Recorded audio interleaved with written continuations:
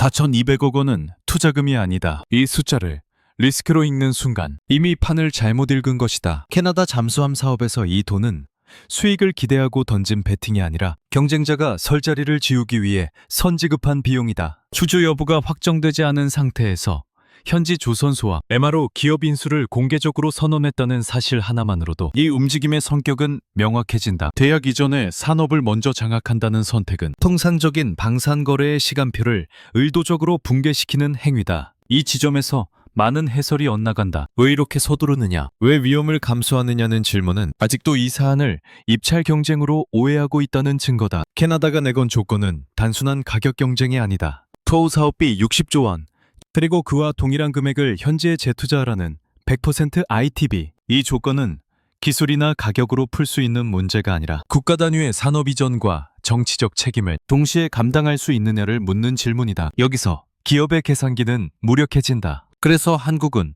계산기를 내려놓았다. 일본과 독일이 조건의 위험을 따지며 검토 중이라는 말만 반복하는 사이 한국은 공장을 샀다. 이 선택은 단순한 과감함이 아니다. 캐나다 정부가 원하는 것은 완성된 선체가 아니라 거절할 수 없는 구조다. 현지 일자리, 유지보수 생태계, 장기 공급망이 이미 한국 자본으로 묶여버린 상황에서 계약을 거부하는 쪽이 오히려 정치적 설명을 해야 한다. 이때 4,200억 원은 비용이 아니라 거절의 가격이 된다. 캐나다 정치권과 북미 안보 전문가들이 한국이 미쳤다고 말하는 이유도 여기에 있다. 미쳤다는 평가는 이해하지 못했을 때 나오는 반응이다. 방산에서 정상적인 기업은 계약 이후에 이전을 논의한다. 한국은 그 순서를 뒤집었다. 계약 이전에 산업을 이전하겠다고 선언함으로써 계약 자체를 정치적으로 기정사실화하는 경로를 택했다. 이는 제조업의 논리가 아니라 산업 외교의 문법이다. 이 선택이 왜 캐나다에서 통하는가? 캐나다 잠수함 사업은 성공하면 성과가 느리게 나타나고 실패하면 즉각적으로 정치적 비용이 폭발하는 구조다. 건조 기간만 수년,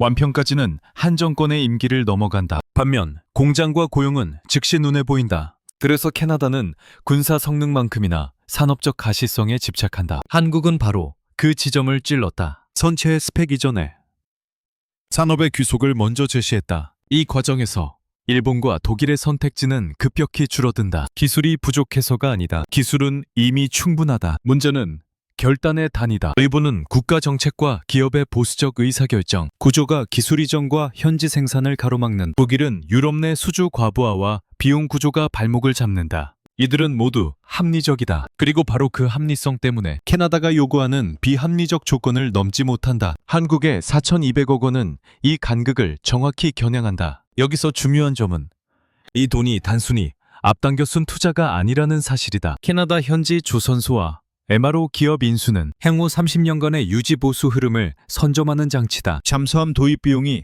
전체 생애 주기의 일부에 불과하다는 것은 업계의 상식이다. 나머지 비용은 유지, 업그레이드, 부품 교체에서 발생한다. 계약 이전에 이 관문을 장악하는 순간 누가 선체를 공급하든 현금 흐름의 방향은 이미 정해진다. 그래서 이 움직임은 무모해 보일수록 효과적이다. 상대가 위험하다고 말하는 동안 판의 구조는 이미 바뀐다. 캐나다 입장에서 한국은 더 이상 여러 후보 중 하나가 아니다. 이미 산업의 일부가 된 파트너. 이 상태에서 계약을 거부한다는 것은 단순히 한 기업을 탈락시키는 결정이 아니라 이미 유입된 자본과 고용, 그리고 장기 유지 체계에 대해 설명해야 하는 정치적 선택이 된다. 4,200억 원을 숫자로만 보면 손해처럼 보일 수 있다. 그러나 이 숫자가 만들어낸 것은 비용이 아니라 비대칭이다. 경쟁자들은 여전히 조건을 해석하고 있고 한국은 이미 조건을 사용하고 있다. 이 차이가 어디까지 확장될 수 있는지, 그리고 캐나다가 이 구조를 어떻게 활용하려 하는지는 아직 모두 드러나지 않았다. 하지만 분명한 것은 이 시점에서 이 사업은 더 이상 누가 더 좋은 잠수함을 만드느냐의 문제가 아니라는 사실이다. 이제 문제는 누가 캐나다의 산업과 정치 리스크를 함께 떠안을 수 있는 구조를 먼저 만들어냈느냐로 이동하고 있다. 캐나다가 제시한 100% ITB는 협상 카드가 아니다. 이 조건은 협상의 출발선이 아니라 필터. 수주 금액과 동일한 규모를 캐나다 현지에 재투자하라는 요구는 표면적으로는 산업 육성처럼 보이지만 실제로는 누가 이 판에 들어올 자격이 있는지를 미리 걸러내는 장치에 가깝다. 정상적인 방산기업의 수익 모델에서는 계약과 동시에 같은 금액을 현지에 다시 묶어두는 선택이 합리적일 수 없다. 그래서 이 조건은 대부분의 후보에게 독소로 작동한다. 여기서 중요한 것은 캐나다가 이 조건에 비현실성을 몰랐다는 가정이 성립하지 않는다는 점이다. 코우 사업비 60조 원, 그리고 그에 상응하는 전액 현지 환원. 이는 경제 논리만으로는 설명되지 않는다. 캐나다 정부가 실제로 시험하는 것은 기업의 수익성 계산이 아니라 국가 차원의 산업 동원 능력이다. 다시 말해, 이 사업은 기업 경쟁이 아니라 국가 경쟁으로 설계되어 있다. 이 구조에서 일본과 독일은 처음부터 불리하다. 일본은 방위 장비 이전에 대한 정치적 제약, 기술 유출에 극도로 민감한 제도적 환경을 안고 있다. 기술력의 문제가 아니라 허용 범위의 문제다. 현지 생산 라인을 구축하고 장기적으로 유지 보수 체계까지 넘겨주는 결단은 일본 기업 단독으로 감당할 수 있는 영역이 아니다. 회자로 검토 중이라는 표현이 반복되는 동안 이 조건은 일본을 압박하는 수단으로만 작동한다. 독일 역시 마찬가지다. 높은 인건비와 현지 비용, 그리고 이미 포화 상태에 가까운 유럽 내 수주 물량은 대규모 추가 투자를 구조적으로 어렵게 만든다. 기술적으로는 가능하지만 산업적으로는 감당하기 어려운 조건이 바로 100% ITB다. 이때 조건은 협상의 대선이 아니라 시간을 끄는 족쇄로 변한다. 검토가 길어질수록 판은 이미 다른 방향으로 움직인다. 반면 한국에게 이 조건은 다르게 해석된다. 한국은 100% ITB를 지켜야 할 의무가 아니라 경쟁자를 밀어내는 도구로 읽는다. 수주 이후에 이전을 논의하는 대신 수주 이전에 이미 자본을 투입함으로써 조건을 충족시키는 방식이다. 이 선택은 손익계산서를 망가뜨리는 것처럼 보이지만 실제로는 조건을 선점하는 행위다. 조건을 먼저 충족시킨 순간 그 조건은 더 이상 장벽이 아니라 진입 해자로 변한다. 캐나다 정부 입장에서 이 장면은 매우 명확하다. 100% ITB를 요구했을 때 이를 과도하다고 항의하는 후보, 이를 전제로 수용하는 후보 중 누구를 선택할 것인가? 더 중요한 것은 이미 현지 조선소와 MRO 기업이 한국 자본으로 묶여있는 상황에서 이 조건을 이유로 한국을 배제하는 결정이 얼마나 많은 정치적 설명을 요구하느냐는 점이다. 조건은 동일하지만 조건을 둘러싼 책임의 무게는 달라진다. 외신과 현지 매체가 이 선택을 거절할 수 없는 제안으로 평가하는 이유도 여기에 있다. ITB는 원래 협상에서 조정될 수 있는 항목이지만 한국의 선제적 투자는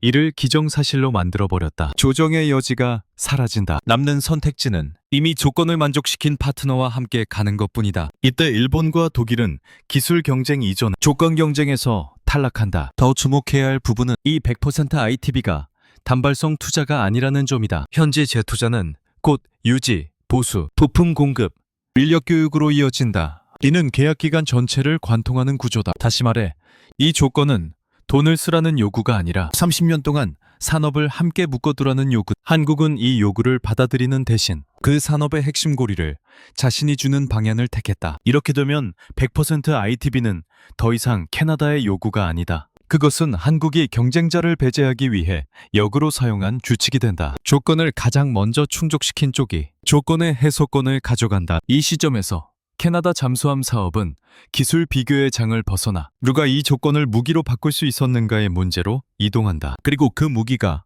실제로 어디까지 효력을 발휘할지는 이제 일본과 독일의 선택지가 얼마나 빠르게 소진되는지를 통해 드러나기 시작한다. 이 지점에서 일본과 독일의 패배를 기술력으로 설명하는 것은 정확하지 않다. 두 나라 모두 잠수함 기술에서는 여전히 최상위권에 있다. 문제는 성능이 아니라 의사결정의 속도와 범위다. 캐나다 잠수함 사업은 무엇을 만들 수 있느냐를 묻는 계약이 아니라 어디까지 책임질 수 있느냐를 묻는 계약으로 설계되어 있다. 이 질문 앞에서 일본과 독일의 구조적 한계가 그대로 노출된다. 일본의 경우 가장 먼저 부딪히는 벽은 기술이 아니라 정치다. 방위 장비 이전에 얽힌 제도적 제약과 기술 유출에 대한 과도한 경계는 기업의 판단 영역을 극도로 좁힌다. 미쓰비시 중공업과 가와사키 중공업이 세계 최고 수준의 잠수함 기술을 보유하고 있다는 사실은 부정할 수 없다. 그러나 그 기술을 어디까지 밖으로 내보낼 수 있는지는 기업이 아니라 국가가 결정한다. 이 구조에서 현지 생산, 장기 유지 체계 이전, 산업 생태계 공유라는 캐나다의 요구는 검토의 대상일 수는 있어도 결단의 대상이 되기 어렵다. 그래서 일본의 대응은 필연적으로 느려진다. 법적 검토, 정치적 해석, 여론 관리가 먼저 작동한다. 이 과정에서 일본 언론조차 정부의 소극적인 태도가 캐나다 사업을 어렵게 만들고 있다는 평가를 내놓는다. 이는 능력의 문제가 아니라 결정 권한이 분산된 구조의 문제다. 일본은 틀리지 않았다. 다만 이 사업이 요구하는 속도와 결단의 수준에 맞지 않았을 뿐이다. 독일의 상황은 다르지만 결과는 같다. 티센크루프 마린 시스템즈는 노르웨이와의 공동 개발 경험을 포함해 검증된 플랫폼을 보유하고 있다. 그러나 이미 유럽 내 수주 물량이 과부하 상태에 있고 납기 지연 이슈가 반복적으로 지적되고 있다. 여기에 캐나다 현지 생산과 대규모 산업, 투자를 동시에 감당해야 하는 조건이 더해지면 문제는 기술이 아니라 산업 체력으로 이동한다. 높은 인건비와 현지 비용 구조는 100% ITB 조건 아래에서 수익성을 방어하기 어렵게 만든다. 또 하나 간과할 수 없는 지점은 작전 환경이다. 캐나다는 태평양, 대서양, 북극해를 동시에 고려해야 하는 국가다. 탁월한 작전 반경과 장기간 항해는 단순한 플랫폼 비교로 해결되지 않는다. 이 조건에서 독일의 기존 제안은 체급과 운용 개념 면에서 한계를 지적받는다. 문제는 여기서도 못 만든다가 아니라 캐나다가 원하는 방식으로 재구성하기에는 부담이 크다는 점이다. 부담이 커질수록 결정은 늦어진다. 이 사이 한국의 움직임은 전혀 다른 궤적을 그린다. 한국은 조건을 검토하지 않는다. 조건을 사용한다. 일본과 독일이 100% ITB의 위험을 계산하는 동안 한국은 그 조건을 전제로 이미 자본을 투입했다. 현지 조선소와 MRO 기업 인수는 기술 협상 이전에 산업 협상의 종교를 의미한다. 이 선택은 일본과 독일에게 치명적이다. 그들이 아무리 합리적인 제안을 준비해도 이미 산업의 일부가 한국으로 기울어진 판 위에서 출발해야 하기 때문이다. 여기서 승패를 가르는 요소는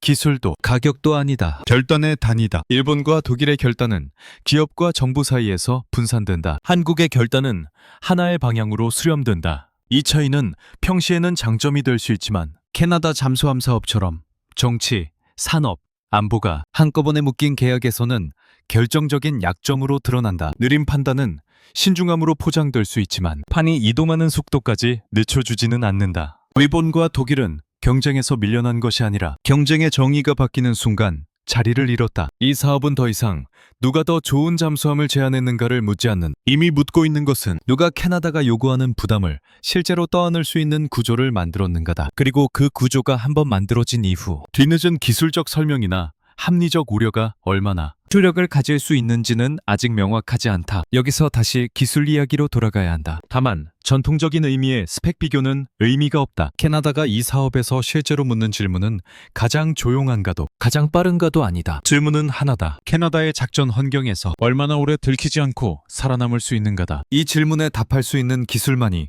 후보 자격을 유지한다. 캐나다는 세계에서 가장 긴 해안선을 가진 국가다. 태평양과 대서양, 그리고 북극해까지 동시에 관리해야 한다. 한번 출항하면 수천 킬로미터를 이동해야 하고 작전 기간은 길다. 이런 환경에서는 디젤 잠수함이라면 필연적으로 체류 시간과 노출 위험이 문제로 떠오른다. 이 지점에서 KSS 3배치2의 기술적 선택이 단순한 개선이 아니라 개념 전환으로 작동한다. 가장 핵심적인 변화는 잠수함의 리튬이온 배터리 체계를 적용했다는 점이다. 기존 납축전지 대비 수중 작전 지속 시간이 300% 이상, 즉 3배 넘게 늘어났다는 수치는 단순한 효율 개선이 아니다. 이는 디젤 잠수함 운용의 전제를 바꿔놓는다. 경쟁 모델들이 일정 주기로 스노클링을 위해 수면 가까이 올라와야 하는 동안 KSS 3배치2는 깊은 심해에서 더 오래 숨을 수 있다. 노출 가능성이 줄어든다는 것은 곧 생존 확률이 올라간다는 뜻이다. 이 차이는 교리 수준에서 작동한다. 잠수함의 임무는 빠르게 이동하는 것이 아니라 존재를 숨긴 채 기다리는 것이다. 캐나다 해군에게 이는 단순한 전술 문제가 아니라 광대한 해역을 감시하면서도 불필요한 충돌을 피해야 하는 전략적 요구다. 장시간 잠항이 가능한 플랫폼은 감시와 억제에서 완전히 다른 선택지를 제공한다. 그래서 이 기술은 편의성이 아니라 생존 공식으로 해석된다. 여기에 더해 KSS 3배치2는 디젤 잠수함으로는 이례적인 수직 발사관을 탑재한다. 이 요소가 주는 의미는 단순한 화력 증가가 아니다. 잠수함 발사 체계가 수직으로 확장된다는 것은 플랫폼이 수행할 수 있는 임무의 성격이 바뀐다는 뜻이다. 캐나다 입장에서 이는 전술적 억제를 넘어 전략적 선택지를 보유한다는 신호로 읽힌다. 핵추진 잠수함을 보유하지 않은 국가가 선택할 수 있는 가장 현실적인 대안 중 하나다. 이 때문에 일부 서구 군사 매체가 KSS-3을 두고 디젤 잠수함의 한계를 넘어선다거나 준핵 잠수함에 가까운 지위라는 표현을 사용한 것이다. 이 평가는 과장이 아니라 역할의 확장을 지적한 것이다. 디젤이라는 추진 방식은 유지하면서도 작전 지속성과 발사 옵션에서 핵 잠수함에 근접한 효과를 만들어낸다. 캐나다가 원하는 것은 바로 이 지점이다. 정치적으로 부담이 큰 핵 잠수함 없이도 억제력과 작전 자율성을 확보하는 방법. 중요한 것은 이 모든 기술적 선택이 캐나다의 작전 환경을 전제로 설계되었다는 점이다. 단거리 연안 작전을 중심으로 설계된 플랫폼과 장거리 장기 작전을 상정한 플랫폼은 출발 전부터 다르다. KSS-302는 체급, 에너지 관리, 거주성까지 포함해 장거리 체류를 기본값으로 설정한다. 이는 단순히 좋은 배가 아니라 캐나다 해군의 요구 조건을 그대로 반영한 결과물이다. 그래서 2단계에서 기술 비교는 더 이상 대칭적이지 않다. 일본과 독일의 플랫폼이 뒤처졌다고 단정할 필요는 없다. 다만 그 플랫폼들이 캐나다의 조건에 맞게 재설계될 수 있는지, 그리고 그 재설계를 감당할 산업적 여유가 있는지는 전혀 다른 문제다. 기술은 수정할 수 있지만 설계 철학과 운용 개념은 단기간에 바뀌지 않는다. 이 지점에서 KSS-302는 단순한 후보 중 하나가 아니다. 이미 캐나다가 상정한 작전, 시나리오에 가장 가까운 형태로 존재하는 플랫폼이다. 그렇기 때문에 캐나다 내부에서 평가의 중심은 점점 이 배가 좋은가에서 이 배를 기준으로 다른 컨텍스트를 설명할 수 있는가 로 이동하고 그리고 그 기준이 굳어질수록 다른 후보들이 그 간극을 얼마나 빠르게 줄일 수 있는지는 점점 불투명해지고 있다. 디젤 잠수함에 수직 발사관을 얻는다는 발상은 전통적인 해군 교리에서는 과감한 선택이다. 그래서 이 지점에서 논의는 쉽게 과하다거나 굳이 필요하냐로 흘러간다. 그러나 캐나다 잠수함 사업에서 이 선택은 기술적 야심이 아니라 정치적, 전략적 계산의 결과로 읽혀야 한다. 캐나다가 필요로 한 것은 공격력이 아니라 설명 가능한 억제력이다. 캐나다는 핵 추진 잠수함을 보유하지 않는다. 보유하기도 어렵다. 핵 잠수함은 단순한 군사 자산이 아니라 외교, 정치, 여론을 동시에 흔드는 존재다. 예산 문제를 떠나 해결료, 운용 인력, 동맹 내 위상까지 모든 것이 얽힌다. 이 상황에서 캐나다가 선택할 수 있는 최적의 해법은 핵이라는 단어를 쓰지 않고도 억제력을 확보하는 방법이다. VLS를 갖춘 디젤 잠수함은 바로 그 중간 지점을 차지한다. 수직 발사관의 의미는 단순히 무기를 더 실을 수 있다는 데 있지 않다. 발사 방식의 변화는 임무의 범위를 바꾼다. 수평 발사 위주의 전통적 디젤 잠수함은 주로 방어와 감시에 초점이 맞춰져 있다. 반면 VLS는 플랫폼이 수행할 수 있는 임무를 확장시킨다. 캐나다 입장에서 이는 전술적 억제에 머무르지 않고 상대가 고려해야 할 변수의 수를 늘리는 효과를 낳는다. 이 때문에 서구 군사 전문 매체가 KSS-3을 두고 디젤 잠수함의 한계를 넘어선다거나 준핵 잠수함에 가까운 위치라는 표현을 사용한 것이다. 이 표현은 과장된 찬사가 아니라 역할 정의의 변화를 지적한다. 핵 잠수함이 제공하던 일부 억제 효과를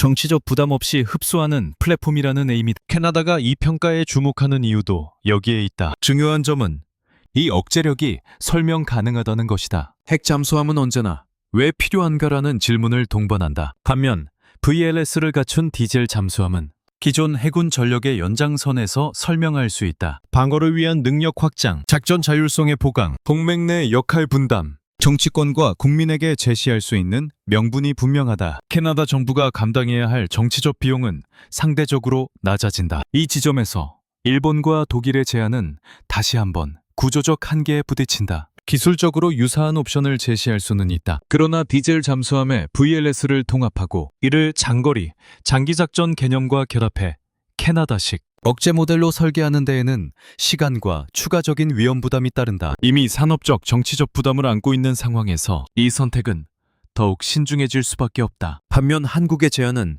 이미 하나의 완성된 그림으로 제시된다. KSS-302는 디젤이라는 추진 방식의 한계를 전제로 하면서도 그 한계를 운용 개념의 확장으로 상쇄한다. 장시간 자막 능력과 VLS의 결합은 캐나다가 핵잠수함 없이도 전략적 억제에 일부를 확보할 수 있다는 메시지를 던진다. 이는 기술적 설득을 넘어 정책적 안도감을 제공한다. 그래서 캐나다가 이 플랫폼을 바라보는 시선은 단순히 성능이 좋은가를 넘어서 있다. 의문은 이 선택이 우리에게 어떤 설명의 자유를 주는가로 이동한다. 군사적 효용과 정치적 안전을 동시에 충족시키는 선택지는 많지 않다. 이 구조 속에서 VLS를 갖춘 디젤 잠수함은 점점 대안이 아니라 기준점으로 기능하기 시작한다. 그리고 기준이 한번 설정되면 그 기준에 맞추지 못하는 선택지들이 얼마나 빠르게 설득력을 잃게 되는지는 아직 모두 드러나지 않았다. 캐나다 잠수함 사업을 아직도 수조 경쟁으로 이해한다면 가장 중요한 숫자를 놓치고 있는 셈이다. 이 사업에서 결정적인 비율은 60조 원, 4,200억 원도 아니다. 30대 70이다. 도입 비용이 전체 생애주기 비용의 약 30%, 나머지 70%는 유지 보수와 운용에서 발생한다는 구조. 이 비율은 업계에서 낯선 이야기가 아니지만 이 사업에서는 단순한 참고치가 아니라 전략의 출발점으로 작동한다. 잠수함 한 척의 가격이 1조 5천억 원에서 2조 원에 이른다는 수치는 화려해 보인다. 그러나 이 금액은 전체 그림의 일부에 불과하다. 진짜 규모는 그 이후에 발생한다. 정기 정비, 부품 교체, 성능 개량, 시스템 업그레이드가 수십 년에 걸쳐 반복된 이 과정에서 발생하는 비용이 도입 가격을 훨씬 웃돈다. 그래서 이 사업의 본질은 누가 더 싼 배를 파느냐가 아니라 누가 30년 동안 정비소와 부품 창고의 열쇠를 쥐느냐에 여기서 한화오션의 선택이 다시 한번 의미를 갖는다. 현지 조선소와 MRO 기업 인수는 단순한 ITB 충족 수단이 아니다. 이것은 캐나다 잠수함 사업의 현금 흐름을 통과해야 하는 관문을 선점하는 행위다. 유지 보수는 계약 이후에 논의되는 부속 조건처럼 보이지만 실제로는 플랫폼 선택만큼이나 중요한 결정이다. 한번 특정 체계로 굳어지면 다른 선택지로 바꾸기 어렵다. 그 이유는 비용이 아니라 운용의 연속성 때문이다. 중요한 점은 현지 생산을 한다고 해서 모든 것이 캐나다로 넘어가는 구조가 아니라는 사실이다. 잠수함의 핵심은 외피가 아니다. 전투체계, 소나, 특수강, 그리고 리튬이온 배터리 모듈과 같은 고부가 핵심 구성품은 여전히 한국에서 제작된다. 껍데기와 일부 조립은 현지 인력을 활용해 ITB 조건을 충족시키고 두뇌와 심장은 한국의 창원과 거제에서 만들어져 공급되는 구조다. 이 분업 구조는 기술 유출의 위험을 최소화하면서도 장기적인 공급 의존성을 만들어낸다. 이 구조가 갖는 의미는 명확하다. 100% ITB는 겉으로 보면 캐나다의 모든 이익을 돌려주는 것처럼 보이지만 실제로는 한국 부품이 지속적으로 소비되는 파이프라인을 구축하는 방식으로 구현된다. 유지 보수 계약이 반복될수록 캐나다 현지 MRO는 한국산 핵심 부품을 안정적으로 구매해야 한다. 이는 단발성 수출이 아니라 30년 이상 지속되는 부품 시장을 확보하는 것과 같다. 과거 호주가 프랑스와의 잠수함 계약을 파기했을 가장 큰 문제가 무엇이었는지를 떠올릴 필요가 있다. 선체 성능보다 더 큰 논란은 현지 일자리와 산업 파급 효과였다. 캐나다 정부는 이 선례를 알고 있다. 그래서 처음부터 MRO와 산업 생태계를 계약의 중심에 올려놓았다. 한국은 이 구조를 거부하지 않았다. 오히려 그 구조 안으로 가장 깊숙이 들어갔다. 이 지점에서 4,200억 원의 의미는 다시 바뀐다. 이는 단순히 시장 진입을 위한 비용이 아니다. 30년짜리 수익 구조에 접근하기 위한 보험료에 가깝다. 계약이 체결되는 순간이 아니라 계약이 반복되는 과정에서 진짜 수익이 발생한다는 점을 고려하면 선제적 투자는 오히려 계산된 선택이다. 이 계산은 단기 손익이 아니라 시간을 지배하는 방식에 관한 것이다. 그래서 이 사업에서 중요한 질문은 얼마를 벌 것인가가 아니다. 얼마나 오래, 어디서 벌 것인가다. 현지에 자리 잡은 MRO와 조선인프라는 한국이 캐나다 잠수함 전력의 운용 일상에 관여하게 만든다. 이 관여가 계속되는 한 계약서의 문구보다 더 강력한 연결고리가 형성된다. 그리고 그 고리가 어느 순간부터 캐나다가 바른 선택지를 상상하기 어렵게 만드는 방향으로 작동하기 시작한다. 이 지점에서 퍼즐이 맞춰진다. 캐나다가 왜 잠수함 계약에 자동차 공장을 끼워 넣었는지에 대한 질문이다. 이 요구는 두발적으로 튀어나온 변수가 아니다. 캐나다 정부가 이 사업을 군사 조달이 아니라 정치적 리스크 관리 패키지로 설계하고 있다는 증거다. 잠수함은 느리다. 건조에 수년이 걸리고 정권은 정권의 임기를 넘어 나타난다. 반면 공장은 빠르다. 채권과 고용 숫자는 즉시 보이고 설명이 쉽다. 캐나다 통계와 여론조사에서 드러난 수치는 명확하다. 자동차 가격에 대한 부담을 느낀다는 응답이 70%를 넘고 향후 가격 상승을 예상하는 비율도 과반을 넘는다. 정치권 입장에서 자동차는 체감 물가의 핵심 변수다. 그래서 캐나다 정부는 60조 원 규모의 잠수함 계약을 자동차 산업 유치와 연결시켜 한 번에 두 개의 문제를 해결하려 한다. 군사력 강화와 표심 관리. 이 결합은 우연이 아니라 의도다. 이 구조가 노골적으로 보이는 이유는 요구 수준이 기업 단독으로는 감당할 수 없는 단계이기 때문이다. 자동차 공장 건설은 기술 제한의 문제가 아니라 국가 단위의 실행 능력을 묻는 질문이다. 해외 방산 분석가들이 이 사업을 기업 경쟁이 아니라 국가 청력전으로 분류하는 이유도 여기에 있다. 캐나다는 잠수함을 통해 산업과 고용을 동시에 움직일 수 있는 파트너를 찾고 있다. 이 조건이 등장하는 순간 비교 기준은 완전히 바뀐다. 정통적인 잠수함 강국이라는 명성은 의미가 줄어든다. 대신 누가 실제로 공장을 지어본 경험이 있는가가 핵심 질문으로 떠오른다. 이때 한국의 위치는 분명해진다. 현대자동차 그룹은 이미 북미에서 대규모 생산 투자를 집행해왔다. 전기차 생산 기지와 배터리 공장을 구축하며 수십조 원 규모의 자본을 실제로 투입하고 운영한 기록을 갖고 있다. 계획이 아니라 실행의 이력이다. 캐나다 입장에서 이 차이는 결정적이다. 말로 가능한 시나리오, 이미 실행된 전례는 전혀 다른 무게를 갖는다. 최근 해외 분석에서 캐나다 잠수함 사업의 관건이 성능 비교가 아니라 누가 자동차 공장을 현실적으로 지을 수 있는가로 정리되는 흐름이 늘어나는 것도 이 때문이다. 이 변화는 단순한 조건 추가가 아니다. 이 사업이 캐나다 경제구조 재편의 도구로 사용되고 있다는 명확한 신호다. 여기서 중요한 세부가 하나 더 있다. 캐나다가 요구하는 공장 규모는 언론이 상상하는 초대형 완성차 공장과 다를 수 있다. 외부 검토에서는 연간 10만 대 안팎의 중형급 공장도 충분하다는 계산이 등장한다. 핵심은 숫자가 아니라 시작점이다. 공장이 들어오면 부품, 배터리, 물류, 전력 인프라가 연쇄적으로 따라온다. 캐나다는 이 연쇄 효과를 노린다. 이 구조에서 한국이 다시 유리해지는 이유가 드러난다. 한국은 조선,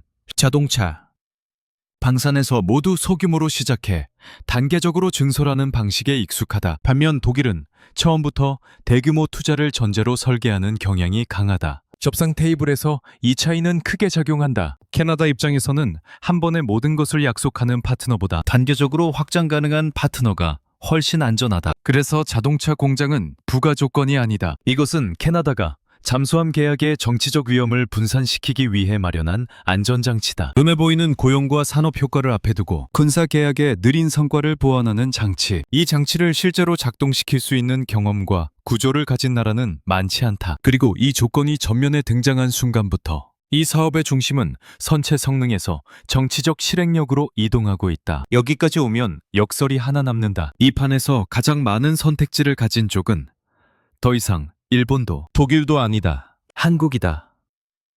그리고 바로 그 지점에서 위험은 새롭게 생성된다. 이 위험은 기술 실패나 자금 부족 같은 전통적인 리스크가 아니다. 구조적 리스크, 즉 한국이 이 사업에서 공급자가 아니라 운영체계의 일부로 인식되기 시작한다는 점이다. 캐나다 정부가 내부적으로 검토하는 계약 구조는 단발 계약이 아니다.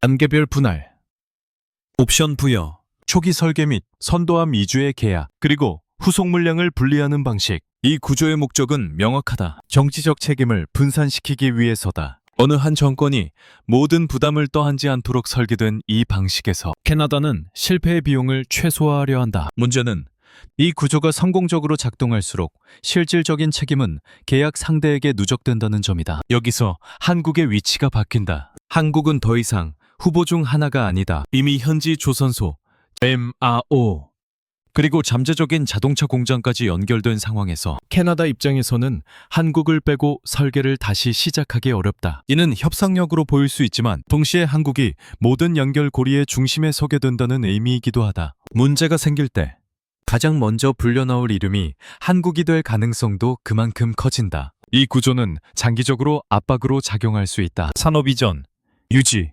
보수, 고용, 정치적 약속이 하나의 묶음으로 관리되기 시작하면 군사적 성능과 무관한 영역까지 책임의 범위가 확장된다. 캐나다 정부가 요구하는 것은 단순한 무기 성능이 아니라 안정적인 파트너십의 지속이다. 이때 기준은 기술 문서가 아니라 실제로 위기가 발생했을 때 누가 문제를 떠안고 해결했는가라는 기록으로 남는다. 또 하나의 변수는 시간이다. 이 사업은 짧아야 수십 년을 전제로 한 그 시간 동안 캐나다의 정권은 여러 번 바뀔 수 있고 산업 정책과 통상 환경도 변한다. 그러나 현지에 뿌리내린 생산시설과 MRO는 쉽게 이동하지 않는다. 이는 장점이자 동시에 유연성을 줄이는 요소. 한국이 이 구조 안으로 깊이 들어갈수록 빠르게 빠져나올 수 있는 선택지는 줄어든다. 그렇다고 해서 이 위험이 피해야 할 위험인지는 별개의 문제다. 오히려 이 위험은 2단계까지 올라온 국가만이 감당해야 하는 위험이다. 일본과 독일이 이 부담을 논의조차 하지 못하는 이유도 여기에 있다. 그들은 아직 이 구조 안으로 들어오지 못했다. 반면 한국은 이미 들어와 있다. 선택의 여지가 줄어든 대신 영향력의 범위는 확장된다. 결국 캐나다 잠수함 사업은